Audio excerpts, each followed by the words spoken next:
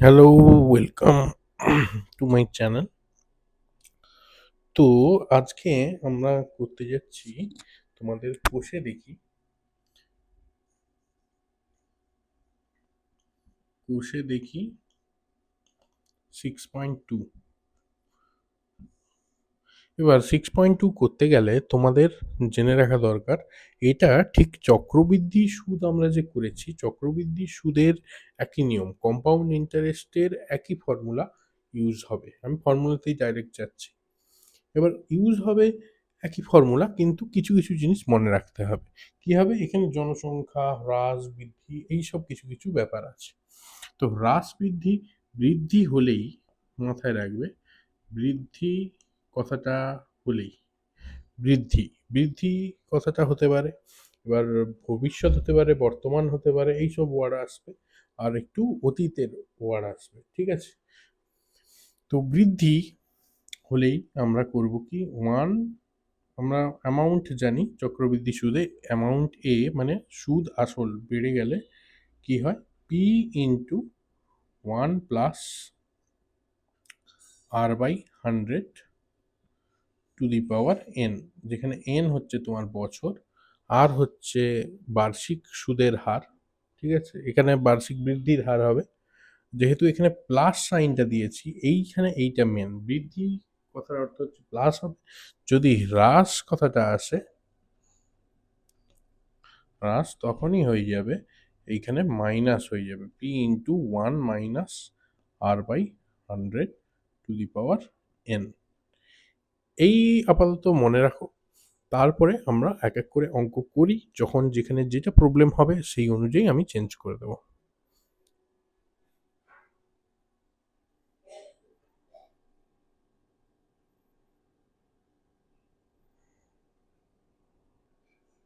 তাহলে প্রথম অঙ্কটা যদি দেখি, প্রথম অঙ্কটা একটু পড়ে নিই। বলছে পহলমপুর গ্রামে বর্তমান লোক সংখ্যা 1,000, সরি 10,000। বহরমপুর গ্রামে বর্তমান লোক সংখ্যা 10,000 জন। ওই গ্রামে প্রতি বছর জনসংখ্যা বৃদ্ধির হার 3% হলে, জনসংখ্যা বৃদ্ধি ওইখানটা দাগ দেবে, জনসংখ্যা বৃদ্ধি, ওকে, বৃদ্ধির হার 3% হলে 2 বছর পরে ওই গ্রামের জনসংখ্যা কত হবে। তাহলে সমাধান যাই, এটা আমরা করছি একের দাগে। ঠিক আছে, একের দাগে যাচ্ছি আমি। প্রথম অঙ্ক, বহরমপুর গ্রামে বর্তমান লোক সংখ্যা, বহরমপুর, তাই তো, বহরমপুর, বহরমপুর গ্রামে বর্তমান জনসংখ্যা, কি করব, বর্তমান জনসংখ্যা পি ইকুয়াল টু 10,000 জন। দেখো বুঝতে পারছো কিনা, এখানে পি হচ্ছে আমার বর্তমান জনসংখ্যা, যেহেতু 10,000 জন। এবার বলছে সময় কত, বাড়ছে কত সময় ধরে, সময় এন সমান 2 বছর। আর কি আছে, আর আছে তোমার বৃদ্ধির হার, প্রতি বছর জনসংখ্যা বৃদ্ধির হার। তাহলে প্রতি বছর, প্রতি বছর জনসংখ্যা বৃদ্ধির হার, দেখো আর পার্সেন্ট সমান 3%। ওকে, তাহলে বেড়ে কত হলো, একদম 2 বছর পর গ্রামের লোক সংখ্যা, অতএব 2 বছর পর গ্রামের লোক সংখ্যা বা জনসংখ্যা, যেটা লোক সংখ্যা হবে, কি করব, এ ইকুয়াল টু, সূত্র পি ইন্টু 1 বৃদ্ধি হচ্ছে বলে R/100 to the power N. P এখানে কত 10,000 ইন্টু 1 প্লাস আর মানে 3 এই যে বাই 100 টু দি পাওয়ার 2, তাহলে করো 10,000 ইন্টু এটা হবে 100, 100-র সাথে 3 যোগ করলে 103 এর হোল স্কোয়ার। এই পর্যন্ত বোঝা যাচ্ছে?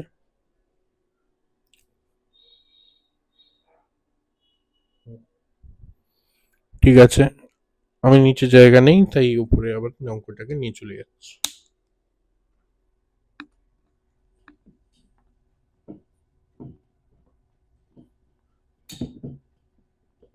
যারা যারা তোলনি আবার ব্যাক করে দেখে তুলে নাও। তাহলে আমার দাঁড়ালো কত, এ ইকুয়াল টু চলছে তোমার 10,000 লিখেছিলাম নিচে, টু তোমার উপরে হয়ে গেল 103/100 হোল স্কোয়ার সমান, এটা মানে কি স্কোয়ার মানে দুবার গুণ 103/100 গুণিত 103 গুণিত 100। তাহলে এখানে 100 কেটে গেল, দুটো শূন্য দুটো শূন্য কেটে গেল, দুটো শূন্য কেটে গেল, দুটো শূন্য, ব্যাস। এবার 103 103 103 103 গুণ করো,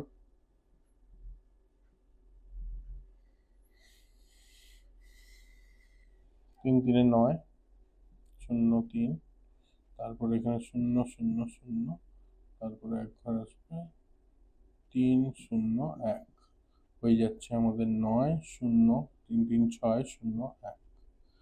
ঠিক আছে, তাহলে হয়ে যাচ্ছে এখানে 10,000, এটাকে এইভাবে করে পাশে করে নেবে, 10,609।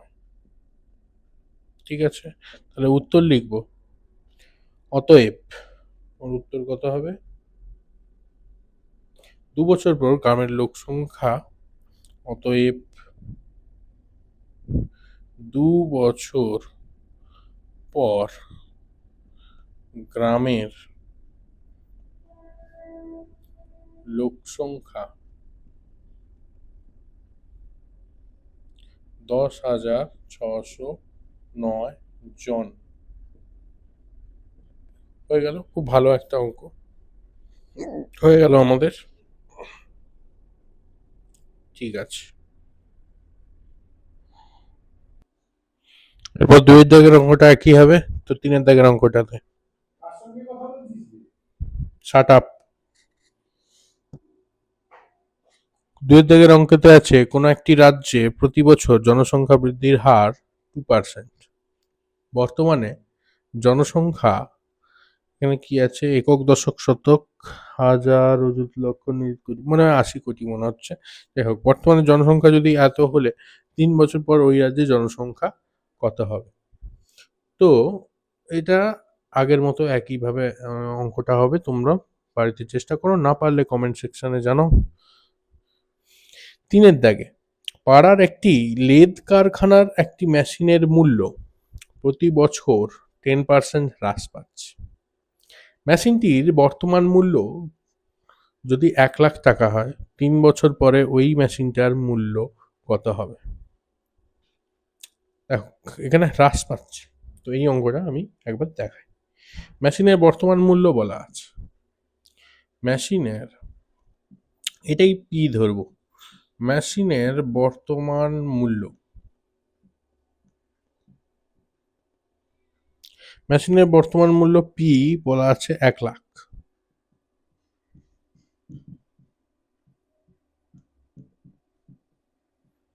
টাকা। এবার প্রতি বছর মেশিনের মূল্য হ্রাস পাচ্ছে, প্রতি বছর মেশিনের মূল্য হ্রাস, এটা ধরবো R% ইকুয়াল টু 10%। হয়ে গেল, R% ইকুয়াল টু 10%।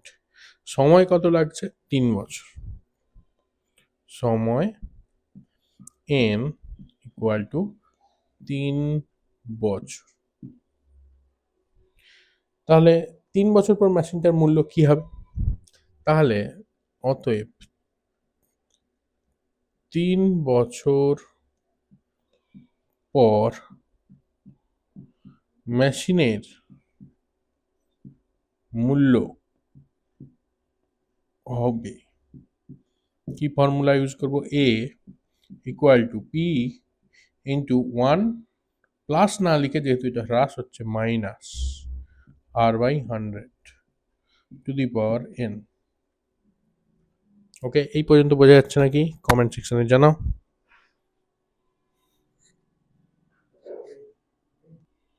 তাহলে ভ্যালুগুলো বসিয়ে দিয়েছি। এ আমার 1,00,000 টাকা, তারপরে আর হচ্ছে 10%, মানে 10 বসাবো এখানে, আর হচ্ছে এন মানে 3 বছর। তো অঙ্কটাকে করি এবারে। এখানে 0 0 কেটে দাও, আগেই 0 0 কেটে দিলাম। তো এখানে আমার 1,00,000 ইন্টু কি দাঁড়াচ্ছে 10, 10 একে 10 মাইনাস এখানে কি আছে, 1 আছে, তাহলে 9 এর whole cube. 1,00,000 into 9 10 into 9 10 cube মানে কি, তাই তো 3 বার গুণ 9 10। তাহলে 1 2 3 আছে, 1 2 3 কাটো, 3 10 কেটে দাও। ঠিক আছে, এখানে 100 আছে, খুব ভালো, যা গুণফল হবে সেটা। 9 9 81, 9 কত, 9 9 81, 9 9 81, আর 9 গুণ করলে 9 কে 9, 9 8 72, তাই তো?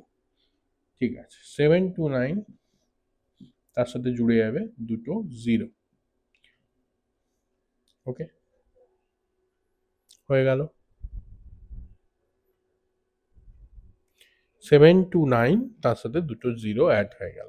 তাহলে মেশিনটার প্রাইস ছিল 1,00,000, এখন হয়ে গেল 72,900। 3 বছর পর কম ছিল না দাম? তাহলে আমরা অ্যান্সার লিখব, অতএব 3 বছর পর ওই মেশিনটির মূল্য হবে, অতএব 3 বছর পর ওই মেশিনটির মূল্য হবে 72,900 টাকা। দেখ, ভালো করে গোটা দেখে নাও। একটা বৃদ্ধির অঙ্ক করালাম, একটা হ্রাসের অঙ্ক করালাম।